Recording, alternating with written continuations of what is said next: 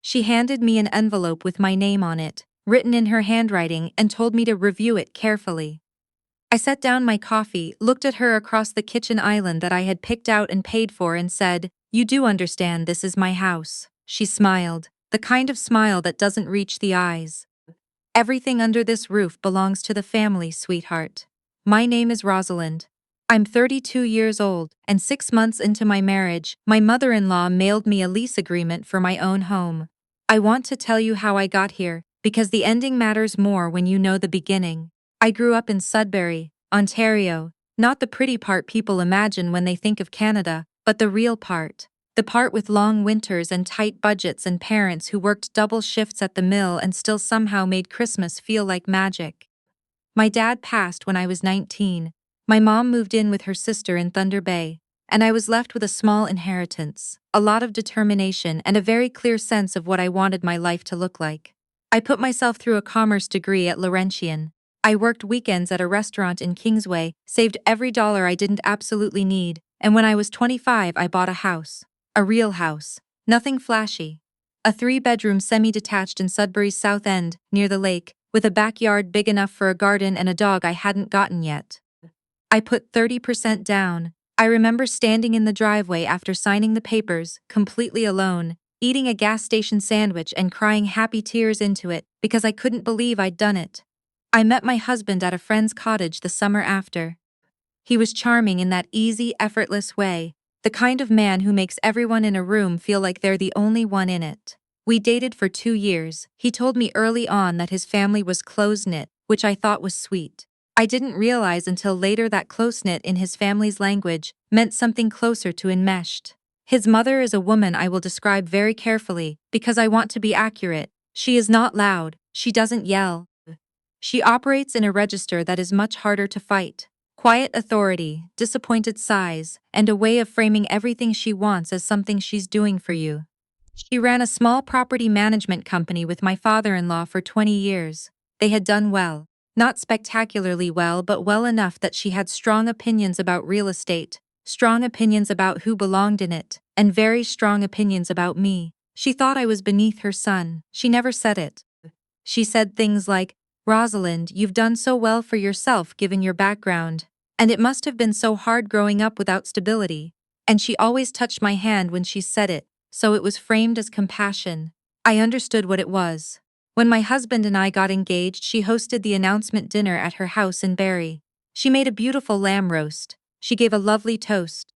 And then, at the end of the evening, when my husband went to help his father with the dishes, she sat beside me on the back porch, looked out at the yard and said, very gently, "You'll want to sell that house of yours before the wedding. It doesn't make sense to maintain a property separately once you're a family." I told her I hadn't made any decisions about that yet. She nodded slowly, the way she always does when she's storing a refusal for later. "Of course! Whatever works for you, sweetheart." I kept the house. I didn't tell her I'd decided. I just quietly kept it. My husband knew. He thought it was slightly eccentric, but he knew I was attached to it and he had a good enough heart that he didn't push. We agreed to live in it together after the wedding. It was bigger than his apartment, it was paid off, and it had a yard. It made sense. What I did not fully explain to him was the other thing. 3 years before our wedding, I had used the money from selling a small investment portfolio, money I'd been building since I was 22, to quietly purchase a second property. A duplex on Larch Street, 15 minutes from my house. I rented both units and managed it myself on weekends. I wasn't a landlord in any dramatic sense. It was 2 families, both long-term tenants, both lovely. One was a retired couple who kept an immaculate herb garden on the back step. The other was a young nurse who worked nights at Health Sciences North and left Christmas cards in my mailbox every December. I hadn't hidden it exactly. I just hadn't announced it. My husband knew I had some investments. He didn't ask for specifics and I didn't offer a full inventory. We were not a couple who merged every financial detail before we were married. We had separate accounts, a shared account for household expenses, and a general agreement to be honest about major decisions going forward. I thought that was reasonable. His mother apparently thought it was a personal betrayal. She found out about the duplex 4 months into our marriage, through the most mundane possible avenue. She was on the board of a local community association and my rental property came up in a zoning meeting. Someone mentioned my name as the owner of record. She came home and told my husband that evening while I was working late. He called me when I was still in the parking lot of my office. His voice had that particular careful tone men use when they're trying not to start a fight but are clearly going to start a fight. My mom says you own a rental property on Larch Street, Ide said. Silence. Were you going to tell me? I thought I had. I told you I had investment properties. Plural? Because I thought you meant like a TFSA. I took a breath. I can explain everything when I get home, it's not a secret. It's just not something that came up. He said okay, he said we'd talk about it. When I got home he was in the kitchen and he looked tired, and I could tell he'd been on the phone with his mother for the 2 hours I was driving home. We talked. I showed him the paperwork. I showed him the income, the tenants, the mortgage details. He was quiet for a long time and then he said, I just feel like I didn't know everything about who I was marrying. I said, you know exactly who you are married to. You just didn't know the exact number on a bank statement. He didn't have a good response to that, so he went to bed, and I sat in the kitchen that I had paid for, in the house that I owned, feeling like a guest. The envelope came 3 days later. I stared at it for a full minute before I opened it. It was a lease agreement, 2 pages, formatted properly, her property management letterhead at the top. It outlined a monthly rental payment of $1,800, effective the following month, for my husband and me to reside in the family residence located at, and then my address. The house I bought at 25 with my own money, where I had planted a garden and painted every room myself and installed the kitchen island she was currently leaning against. She had signed it. There was a line for our signatures at the bottom. I set it down on the counter. I looked at her. I said, you do understand this is my house. And she said everything under this roof belongs to the family, sweetheart. I folded the letter back into the envelope. I said very calmly, I need you to let me think about this. She smiled and said she'd give me until the end of the week. What I did not do was panic. What I felt, if I'm being honest, was something very close to relief. The specific relief of watching someone reveal exactly who they are, after months of trying to convince yourself you'd been misreading them. I called my friend Tamsin that evening, from my car, so my husband wouldn't hear. Tamsin is the kind of person you call in situations like this, because she has zero patience for theater and will tell you what's actually happening. I read her the lease agreement over the phone. She was quiet for exactly 4 seconds and then she said, she's testing whether you know what you own. I said, I know exactly what I own. She said, then you know what to do. My husband and I had a separate conversation that week that was harder than the lease agreement. I told him his mother had sent me a legal document attempting to charge me rent in my own home. He got very still. He said, she's just trying to make things feel more structured. I said, she printed letterhead. He didn't have a response to that either. I asked him what he was going to do about it. He said he'd talk to her. I said when. He said soon. That was on a Tuesday. By Friday he had not talked to her. By Friday she had texted me asking if I'd had a chance to review the agreement. By Friday I had made a decision about how this was going to go. I called a family solicitor in Sudbury I'd used when I bought the duplex. I explained the situation. She was professionally calm in the way that lawyers are when they're actually deeply amused by something. She pulled the title on my house while I was on the phone. She confirmed what I already knew, my name. Only my name. Clear title, no encumbrances, no co-owner, nothing his mother's company had any standing to touch. She drafted a 1-page document for me. It was not a scary document. It was just a factual one. His mother's birthday fell on the last Saturday of that month, and she had organized a dinner at her house in Barrie. Immediate family, her 2 sisters, his grandmother, some family friends she'd known for decades. She'd been planning it for weeks. It was the kind of event she thrived in, where she was at the center and everyone was looking to her. I brought my document in a manila envelope in my bag. I want to be honest about what happened that evening, because I know how it sounds, and I want you to understand I did not go there looking for a scene.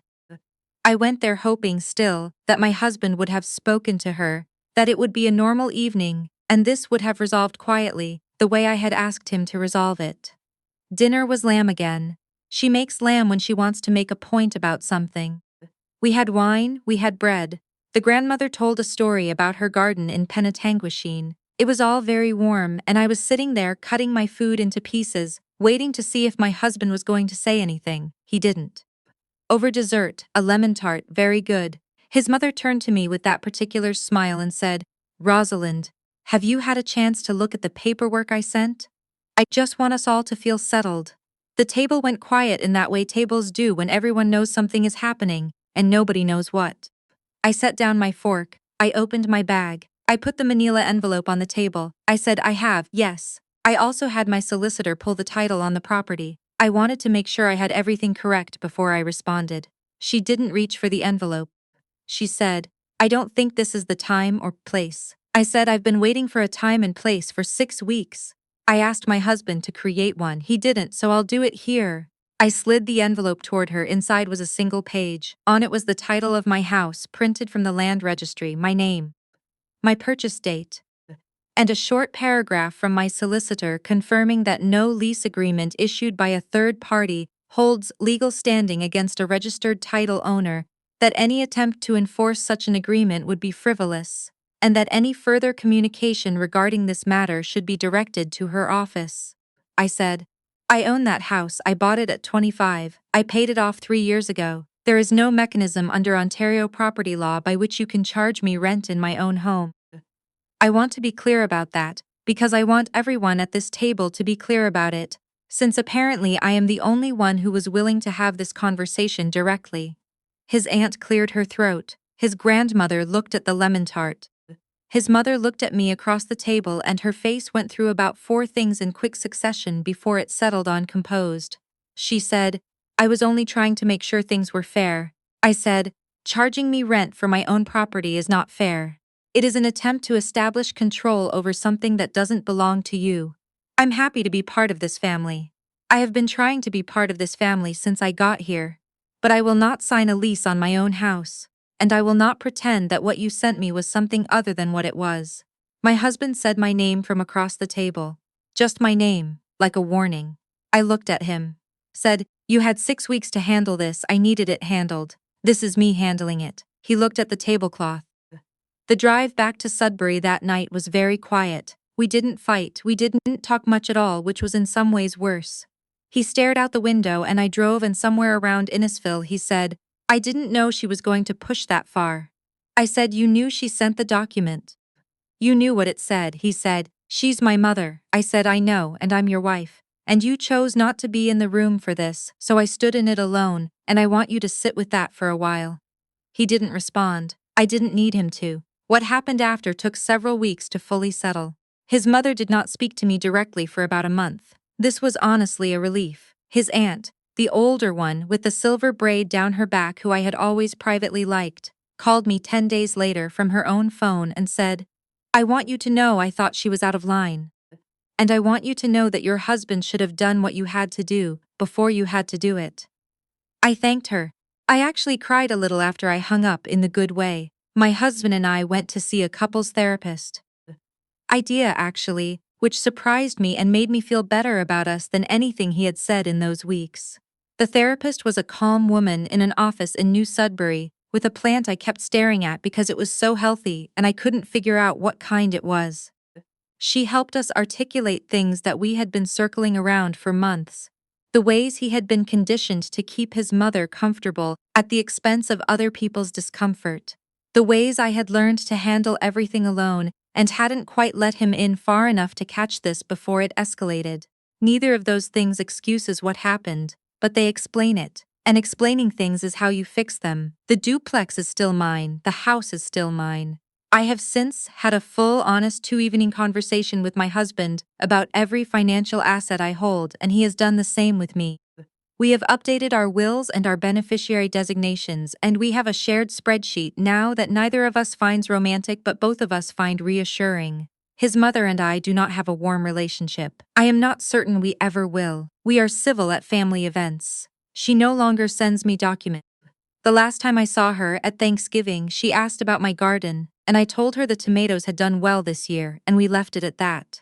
My dog, a large, catastrophically clumsy golden retriever named Bruce, knocked over her wine glass at dinner. I did not apologize on his behalf. I keep the title to my house in a folder on my desk, not because I need to look at it often, but because there is something grounding about knowing exactly what you own, where it is, and that it belongs to no one but you. I worked for that house, I chose that house, and I live in it, still on my own terms. That is not something anyone gets to renegotiate.